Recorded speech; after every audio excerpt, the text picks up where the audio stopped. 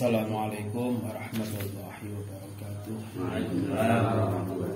Bismillahirrahmanirrahim. Alhamdulillah alladzi anisa bi dzikrihi wa rasulihi wa awliya'il mukhlisun wa la hijabi muhabbatihi bis-sadiqun. Allahumma salli wa sallim ala sayyidina Muhammadin wa maulana imamil mukhlisin wa ismati ahli yakin wa ala alihi wa ashabihi bil huda wasdiqin. Amma ba'du.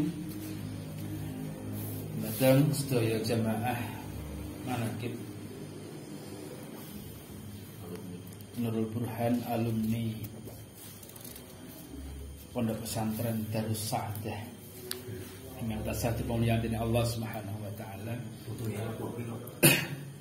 Monggo wonten ing dalem menika kita sekedhik belajar sareng-sareng bersareng-sareng manakipun Syekh Abdul Qadir Jilani radhiyallahu anhu Nurul Burhan jilid setunggal ingkang wonten saat menika kita dugi halaman nomor kaping 11.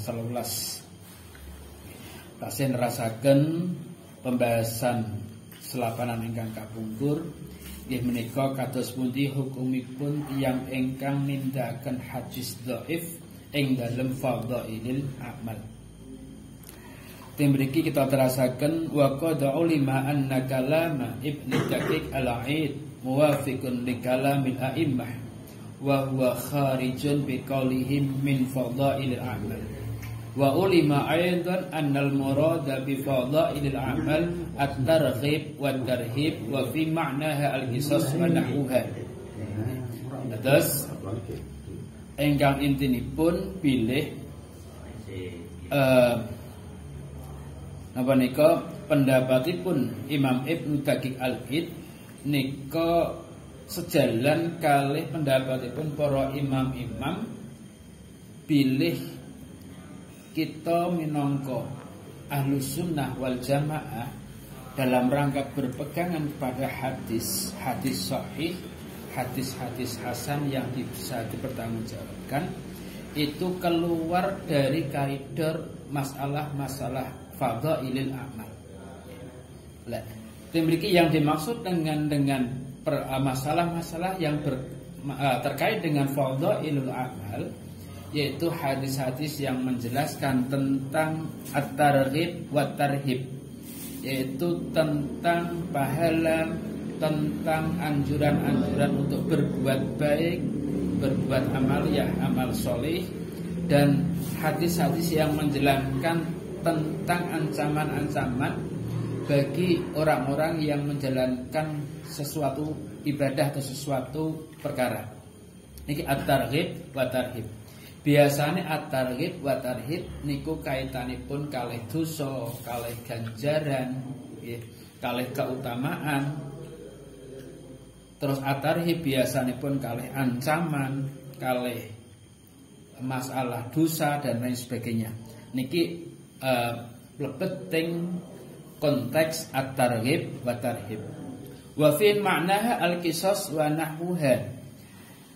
Hadis-hadis dhaif bisa digunakan dalam konteks tentang sejarah-sejarah.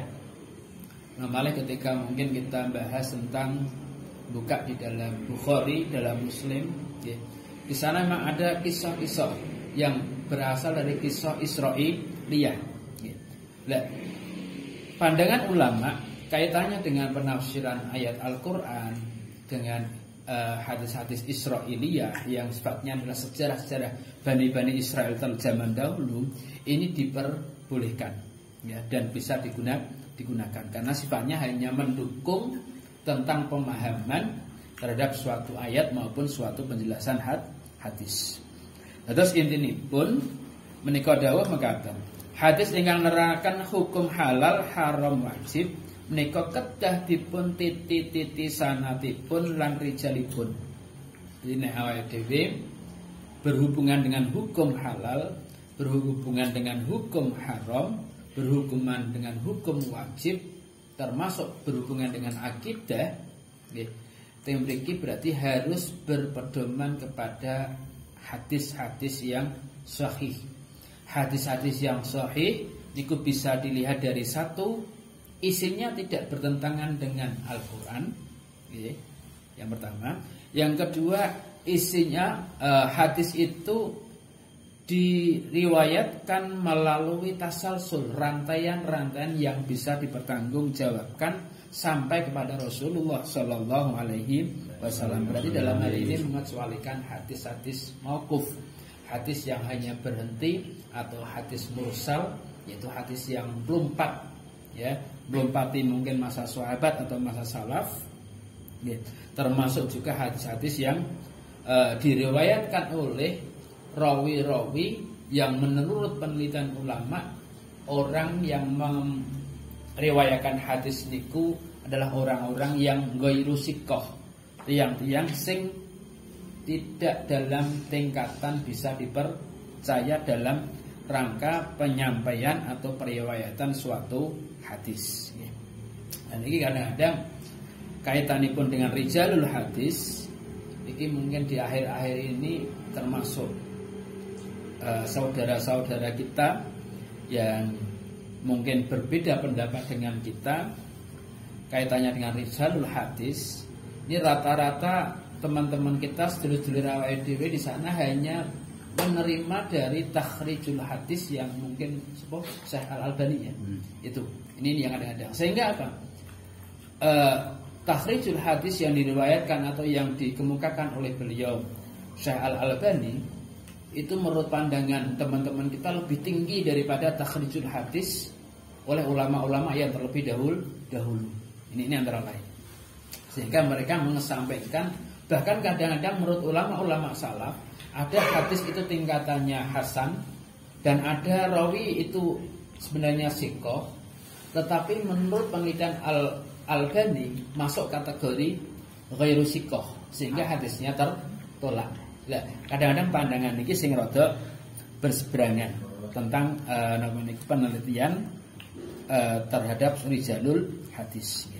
Wonten hadis ingkang neraken saken fadhailul a'mal utawi hadis targhib, menika hadis ingkang remetaken dhateng setunggaling lampah sae kados hadisipun Rasulullah sallallahu alaihi wasallam, inna man qara'a suratal mulk kulla lailatin ja'at tujadilu anhu fil qabri wa inna man qara'aha kulla lailatin lam tadurruhu al-fattanatu 'indal mamat.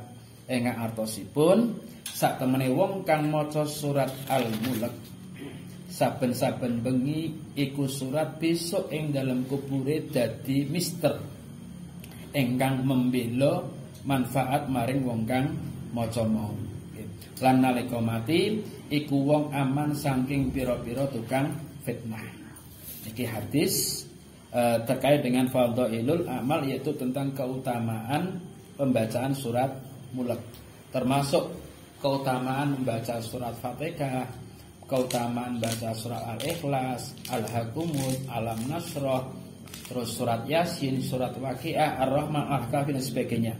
Niku walaupun mungkin di sana ada penjelasan yang hadisnya niku kok kebetulan dhaif, tetap bisa digunakan untuk fatwa. Untuk fatwa. Okay. Yang berikutnya adalah lan kados hadisipun Rasulullah sallallahu alaihi wasallam, maqala la ilaha illallah Muhammadur Rasulullah marrah ghufira lahu dunubuhu wa in kanat misla zabadil bahri. Yang artosipun sapa wong maca la ilaha illallah Muhammadur Rasulullah saambalan mongko di ngapura sekabehane dosane iku wong dosa cilik senajan iku dosa ngumpamane untuke segara. Jadi hadis niki la ilaha illallah Muhammadur Rasulullah niki juga mendapat perhatian dari teman-teman kita. Nggih, masa Islam gampang men terima ngucapke la ilaha illallah mlebu swarga. Nggih. Dalam hadis lain miftahul jannah la ilaha illallah. Ya. Ini memang dalam rangka penerapan atau penyampaian kita kepada masyarakat. Jadi ini adalah kunci utama. Sehingga cara filosofi ini awake dhewe nyekel kunci terserah. Arep babu polu wis penting nyekel kunci ini tok, tapi fasilitas di dalam mungkin kita tidak memiliki. Ini antara lain. Sehingga apa? Untuk memiliki fasilitas-fasilitas yang lain, kita pun juga perlu melaksanakan ibadah-ibadah yang lain. Sehingga la ilaha illallah Muhammadur Rasulullah. Duwe kunci, tapi kadang-kadang ora iso buka. Lagi antara lain. Sehingga ini memang hadis sederhana, dan hadis ini mungkin sekiranya kita sampaikan kepada orang-orang awam, orang-orang awam, sehingga apa? Oh, ternyata kita menjadi wong Islam itu simpel, cukup dengan kalimat syahadat. Walaupun belum bisa melaksanakan syariat-syariat yang lain, namun ini sudah menjadi kunci kita untuk masuk surga. Lah iwatine kok maksiate wakeh, dosa gedene sak pirang-pirang, ya itu urusan Gusti Allah, kapan lek arep ngresiki ning neraka, kan ngeten. Sehingga napa? Kepastiannya adalah bahwa orang yang pernah melakukan atau mengucapkan 2 kalimat syahadat, walaupun kapanpun pasti akan masuk surga berdasarkan hadis Rasul sallallahu alaihi wasallam. Iki antara lain nggih. Kemudian utawi hadis tarhib hadis ingkang ngajrihaken kadosta hadisipun Rasulullah sallallahu alaihi wasallam, man la tafi ghulamin asbaha fi qabrihi khinziran niki. Ingkang artosipun sapa wonge wati ing dubure amrot, bocah lanang kang durung tukul brengose lan wulu kemunge, selagine durung taubat, mongko besok ing dalam kubure dadi jalek. Naudzubillahi min dzalik. Utawi hadis tentang tawasul, kadosta hadawuhipun Rasulullah sallallahu alaihi wasallam, idza tahayyartum fil umuri fasta'inu min ahlil kubur. Fasta'inu min ahlil kubur, min bi makna ba, ai bi ba'di ahli kubur. Enga artosipun nalika padha kebingungan sira kabeh ing dalem pira-pira perkara, mongko nyuwuna bantuan sira kabeh kelawan setengah ahli kubur. Tembriki bibak di ahli kubur. Karena kenapa? Tidak semua orang yang telah meninggal dunia itu bisa kita jadikan wasilah. Jadi tawassul sira kabeh kelawan nabi, wali, para solih kang wis padha sumari.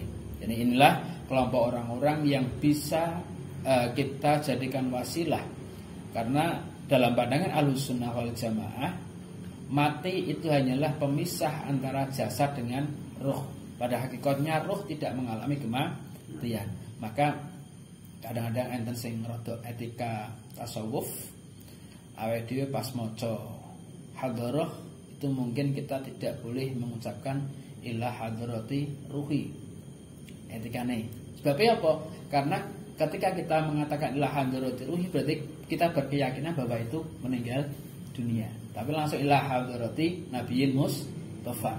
Karena untuk para nabi, para wali, mati dan hidup itu tidak ada bedanya dalam kehidupan. Iki antara lain. Utawi hadis kisos, hadis ingkang nerangaken pinten dongengan. Sedaya menika kenging dipun angge, dipun lampahi sinaosa dhaif. Mboten perlu utawi mboten prayogi dipun titi sangatipun lan rijalipun. Terus ketika awake dhewe niku ndelalah metuhi hadis-hadis yang sifatnya fadhailul amal niku wis ora usah dipentingke tentang masalah rijalul hadis atau tentang riwayatul hadis. Nah, kalau bisa mungkin kok metuhi barang hadis yang sahih, ya kita gunakan hadis yang sahih. Karena ini sifatnya hanya sebagai pendukung semata.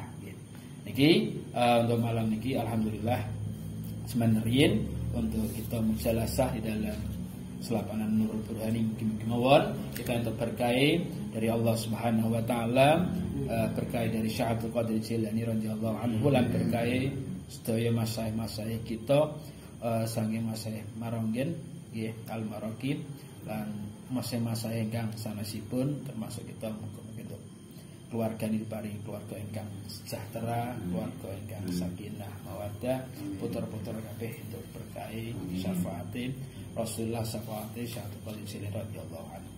Ya, sekatan dan kaula assalamualaikum warahmatullahi wabarakatuh. Waalaikumsalam warahmatullahi wabarakatuh.